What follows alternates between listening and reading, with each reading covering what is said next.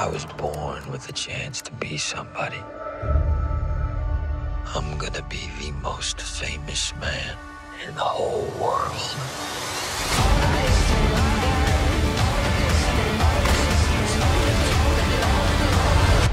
God bless America. Yeah, my main thought was that it was a pretty remarkable story, and then a pretty complex, interesting man at the heart of it. Yeah, I did audition. Yeah, and for obvious reasons. You know, Stanton is a sort of legacy character in a way. He's part of American history, an important part of it, and so. Yeah, I mean, I think they wanted to know that as a British actor, I'd be able to sort of step into that fully, and I was keen for everyone to be kind of confident about that. So yeah, did a bit of auditioning. I did go through an audition process, so I was really interested in this role only because it was presented more so as like a young woman.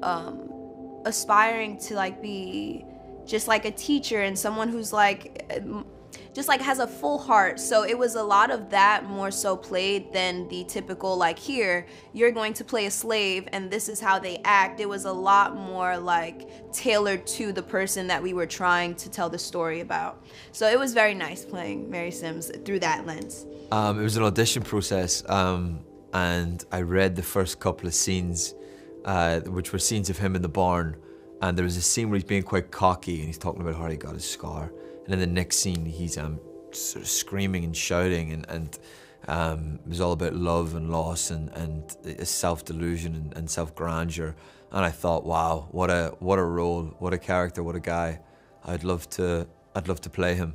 No, I was very fortunate. They offered me the role, and I read the early scripts and then did some reading about Lafayette Baker and kind of found out what he was about. He was not the unshadiest person in American history, and I was instantly intrigued. So yeah, I was happy to do it. I was really excited. My first thought, it was actually just a phone call that said they're thinking about you for Lincoln, and my first thought was, oh no. And then my second thought was, yes, please, please, please. And then when it turned out that they did want me to do it, I went back to, oh no. And, but it's been, it turned out to be one of the great thrills of my professional and my personal life. I never met him, so in a way, the caveat with all this is it's a work of storytelling. It's not documentary. I mean, I think what I gleaned from what I read was a man of sort of high, great moral integrity. I think politically an idealist. I think someone who actually maybe fought and sort of dragged Lincoln sometimes, but he had, yes, a very important kind of political and personal kind of relationship with Lincoln, and so that is at the heart of what we're trying to tell in this story, is the kind of where this kind of political and the personal intersect, because obviously the story is about the manhunt, so it's got this sort of thriller element to the story. And then laid around that is the kind of personal impact of that, of one man losing his friend, and then on a sort of larger scale, what the sort of political fallout of the death of that one man. So in the sort of great man theory idea, you could definitely argue that Reconstruction was lost when Lincoln was killed, and it took, obviously as a viewer, we have the kind of poignant hindsight of understanding that it then took another 100 years for the land rights and the voting rights to be delivered to the African Americans. And those were things that Stanton and Lincoln were absolutely intending to do within months and years of the story that we're telling. So, yeah, so Stanton is at the heart of this story, and there's a mixture of, we're exploring both, him as a sort of political creature, but also him as a father and as a husband, and I think, I guess the story we tell is that he's probably not the easiest of fathers, maybe not the easiest of husbands, but a man who is fierce in defending his political position and his friend, and is thrown into the heart of this crisis, and I think stands up to it impressively in the moment. Mary Sims was a brave woman. She was a curious woman, and she was a woman that didn't want to take any BS, even in that time of full-blown physical oppression, not just mental, psychological.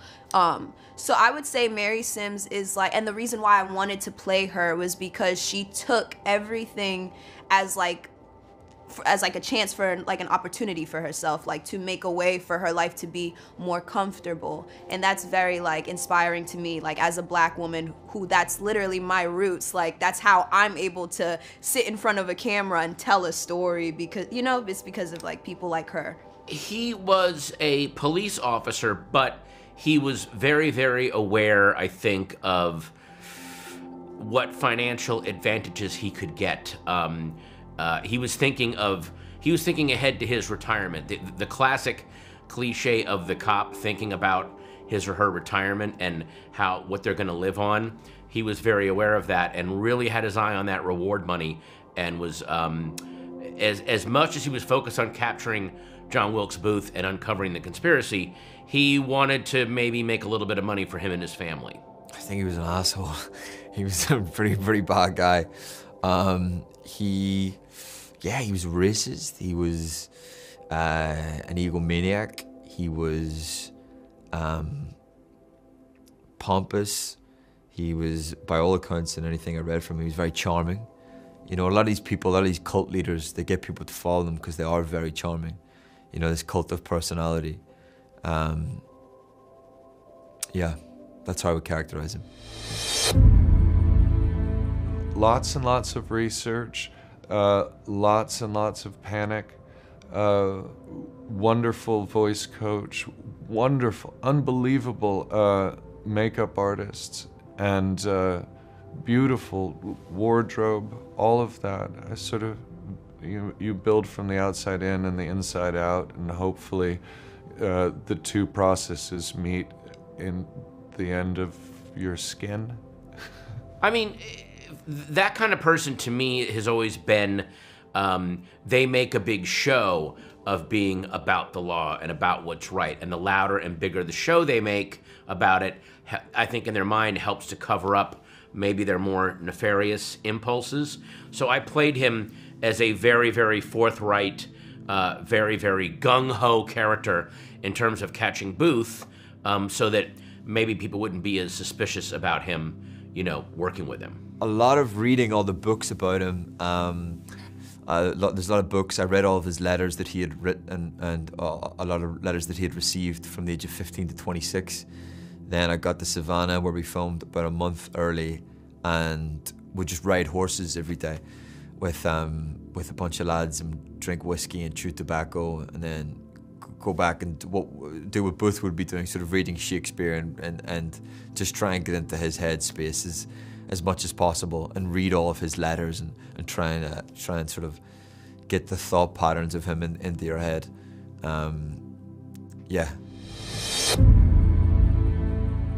So we filmed in Savannah, Georgia. A lot of my scenes were at Mudd's house. Some of them weren't, and I will say all of them were, I loved filming at every single one of them because each set and each place made you feel like you were completely in that world. So as an actor, it was easier for me to kind of just dive into that illusion of being in, you know, the era of Lincoln and actually thinking he was like assassinated, just like, you know, just the other day. Well, we shot primarily in Savannah, which is a gorgeous city that really has retained so much of the period. It's always so lucky when you work somewhere where you don't have to pretend like there's no green screen. The cobblestones are still there, and so that was terrific. And then it was beautiful, the theater we shot in Philadelphia, which stood in for Ford's Theater. Wonderful actors doing the play. Anyway, that was a real thrill. Oh, we had such beautiful locations. We were able to film on location in coastal Georgia, in Savannah, Georgia, for about 6 or 7 months. And we also were able to film in my hometown of Philadelphia for a week. So that was very special to me.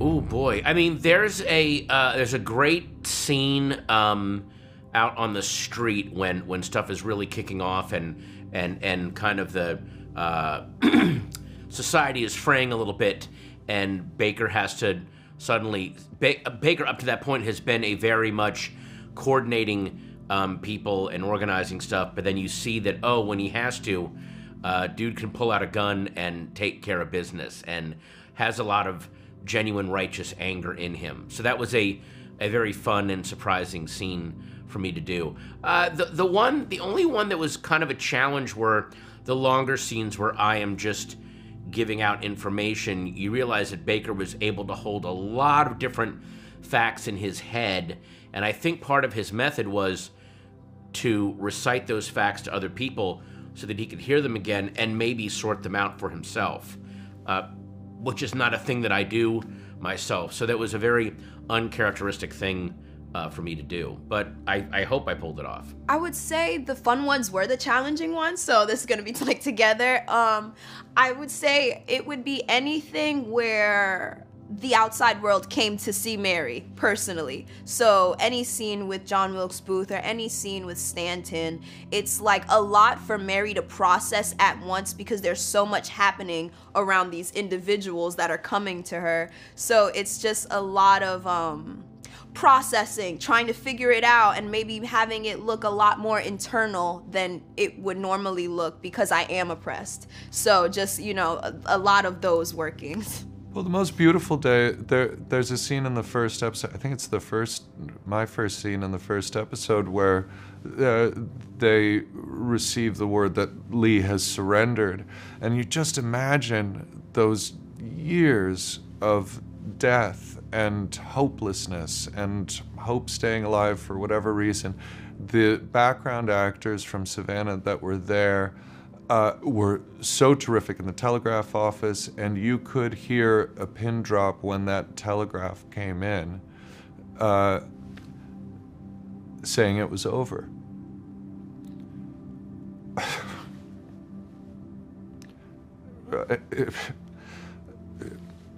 It's just a situation where no acting's required, and so that was wonderful to play.